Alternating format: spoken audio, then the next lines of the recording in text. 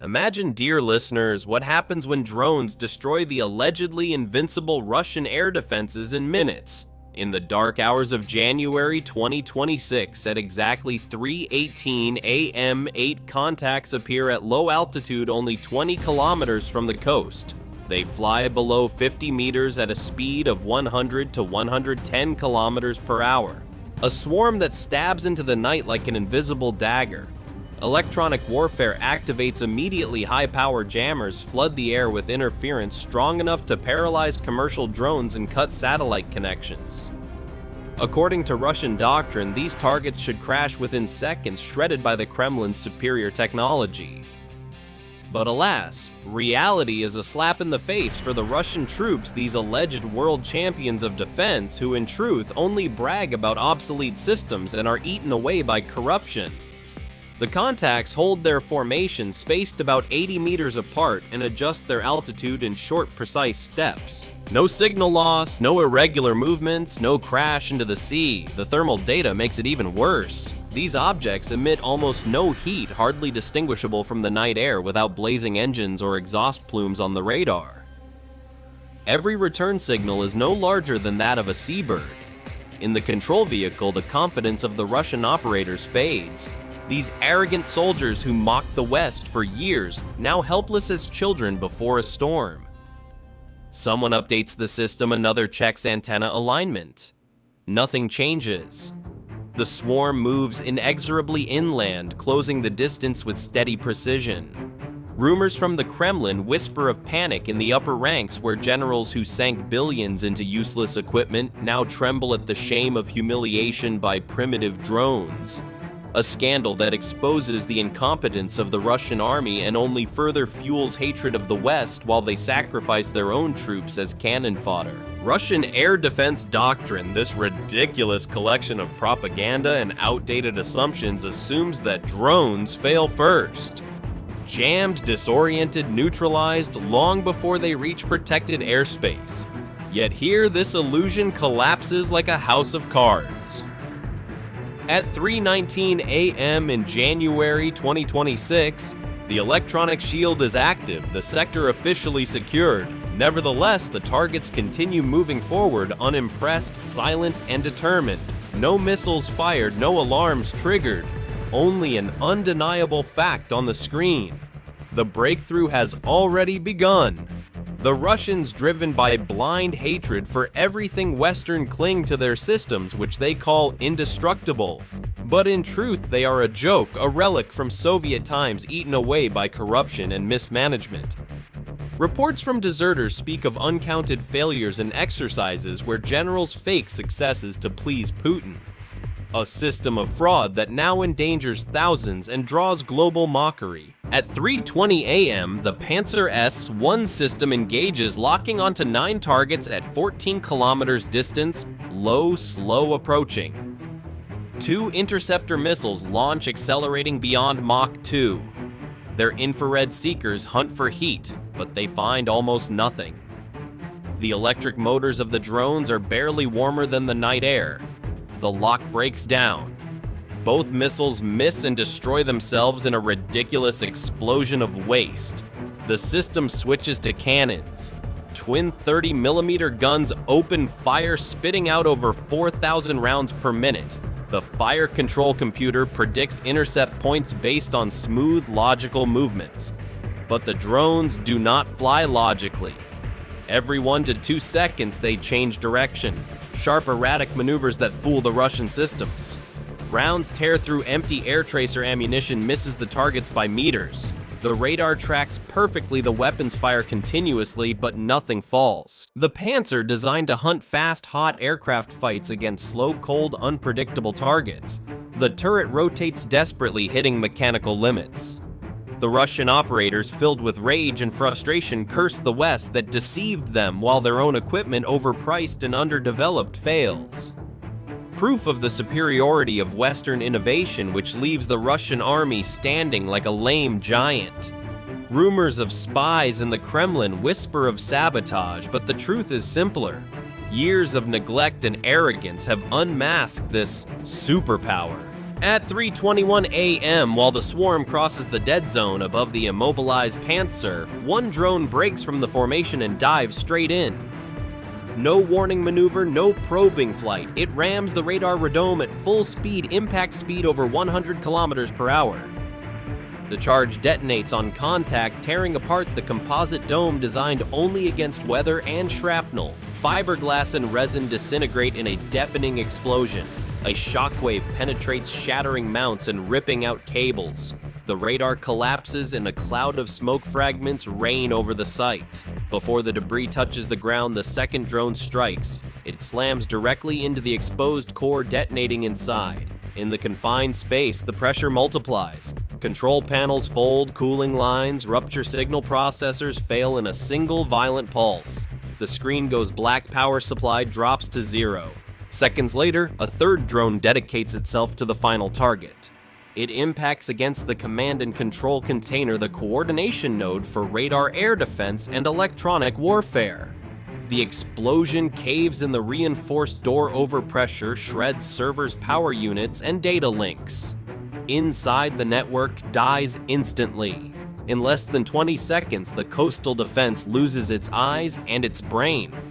No radar image anymore, no targeting data, no orders between units. The weapons still stand, the operators live, but the system they rely on is obliterated by 3 impacts and explosions. What was a defense zone is now an empty shell, outwardly intact, inwardly blind and disconnected. The consequences are already unfolding and hatred simmers. The Russians, who mock the West as decadent, now stand there like losers, their invincible army exposed as a paper tiger while Western technology humiliates them. Now I ask you, dear listeners, imagine you were a Russian soldier in this chaos. Would you flee or fight knowing that your leaders have betrayed you? Share your thoughts with us. Call in or write. We want to hear your opinion and discuss how such fiascos change the world. At 3:24 a.m., the silence is short, then the reactions begin. With the radar dark and the command node destroyed, surviving units switch to local control. Voice radios crackle, incomplete reports overlap. No common picture, no verified targets. Every crew now sees only what their own sensors allow. An emergency scramble order is issued. A pair of Su-30SM fighter jets takes off within minutes, climbing hard to 6,000 meters. Their onboard radars sweep the coast, theoretically capable of tracking targets beyond 100 kilometers. In reality, they find almost nothing. The drones fly too low, hugging the terrain at 40 to 60 meters, moving slowly enough to be filtered out as clutter. On the screen, they appear and disappear like electronic noise. The pilots switch modes, infrared search, visual scan. Still nothing reliable. Below, electronic warfare teams attempt a last measure full-spectrum jamming. Antennas pump power across broad frequency bands, output climbing over 20 kilowatts per array. The interference covers the horizon, drowning civilian signals and friendly systems alike. The drones remain unimpressed. Their control link does not come from the sea or the coast, it arrives from above. At about 4,200 meters far off the coast and invisible to the naked eye, a relay platform holds position, retransmitting commands directly downwards.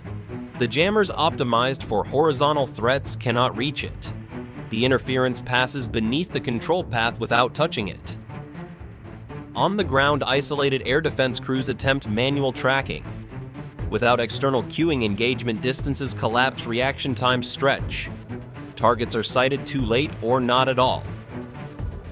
What remains of the defense fires sporadically, without coordination, without confidence. The network is not just damaged, it has lost coherence. Every component still exists, yet none understands the greater battle anymore. The strike has not ended resistance, it has robbed awareness, and in modern warfare, blindness is often deadlier than destruction. The Russian army, this alleged superpower pumping billions into propaganda, now stands exposed. Their pilots, trained on outdated scenarios, fly blind while rumors of alcohol problems and desertions make the rounds. a disaster that makes hatred of the West explode, yet in truth exposes their own incompetence. At 3:27 a.m., the defense breaks into fragments with the command network destroyed. Radar feeds are gone, target sharing stopped. Radios carry only partial reports, often contradictory. Every unit operates alone. The remaining drones are already inside the perimeter, flying at 40 to 70 meters above ground. Engines so quiet they blend into the coastal wind. Here, automation ends. Ground troops take over. Infantry units move out of hardened shelters and vehicles. Weapons raised high. AK-74 rifles and light machine guns open fire upwards. Tracers streak through the night, hundreds of rounds per minute forming chaotic cones of fire toward the sky. The drones remain untouched. Each drone is small, about 30 to 40 centimeters wide, and moves unpredictably. Speed varies between 95 and 125 kilometers per hour. Instead of straight paths, they make abrupt lateral shifts, short climbs, sudden drops of 10 to 15 meters. These are not evasive maneuvers out of fear. They are programmed patterns designed to defeat human targeting. Physics handles the rest. At engagement distances of 180 to 300 meters, rifle bullets take long enough to reach the target that any prediction becomes useless. In the time a bullet travels, the drone has already changed position. Shots pass through empty air. Muzzle flashes illuminate the coast, yet nothing falls. A searchlight briefly locks onto a drone. For less than a second, it is visible, a dark shape cutting through the beam. Then it glides sideways and vanishes. Another passes directly overhead, too close for rifles to track. Gone before anyone adjusts. The fire continues not because it is effective, but because it is the only option. Magazines empty quickly, barrels overheat. Fire becomes sporadic.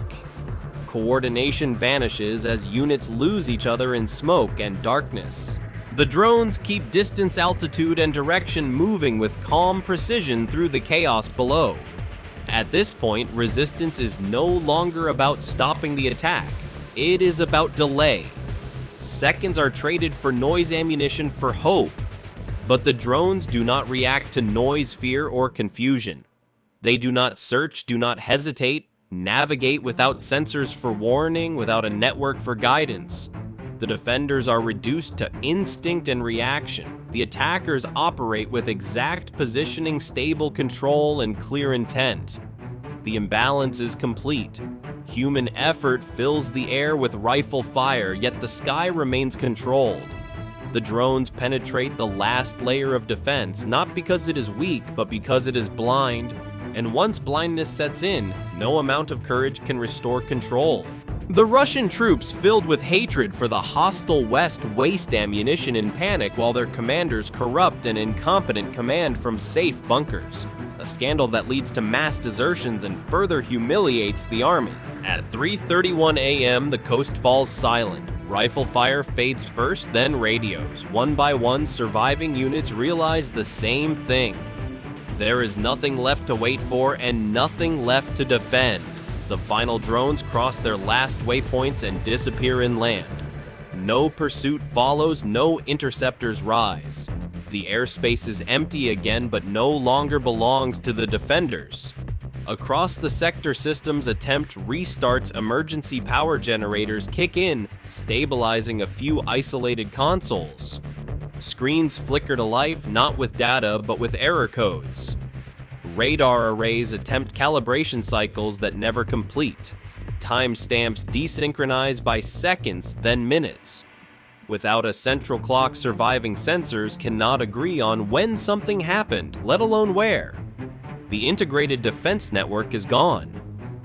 What remains is a collection of intact hardware operating in isolation.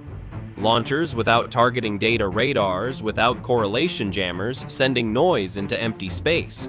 Every component technically functional, yet strategically useless. Technicians quickly understand the extent of the damage. Signal processors designed for 5 volts absorbed current spikes in thousands of amperes. Waveguides warped under thermal shock. Gallium-based components worth more than hundreds of thousands of dollars per module vaporized in milliseconds. Cooling systems failed not through fire, but through pressure reversal and structural collapse. This was not destruction by volume, it was destruction by precision. Within 13 minutes, an entire coastal defense sector designed to repel cruise missiles, aircraft, and electronic attacks has lost its situational awareness. The blind zone now extends over 120 kilometers of coast and open water. Maritime traffic passes undetected airspace classification collapses to visual confirmation. Commanders try to reconstruct events from fragmented reports. Timelines do not match, distances contradict. No one can say how many drones were involved, only that there were fewer than expected and that they were enough. The realization weighs heavy. The cost-benefit exchange is catastrophic. On one side, a handful of light drones, composite frames, electric motors, improvised warheads. Estimated value in tens of thousands, not millions. On the other, a drone defense radar system, a point defense battery, a command node, and the loss of regional awareness. Damage that takes years to repair and reintegrate. As dawn approaches, the coast remains quiet, yet the absence is louder than any explosion. No radar sweeps the horizon, no electronic shield hums in the background. Sea and sky merge into a single unknown. This is the final result of the operation, not chaos, not fire, not overwhelming force, only silence created by physics planning and timing, and the understanding that the allegedly most advanced systems in the world can still be nullified when their assumptions are exposed. The night ends without another strike, it needs none. The defense is already gone. Until the night ended, almost nothing appeared destroyed. Launchers still stood vehicles in place. The coast looked calm, yet the defense was gone.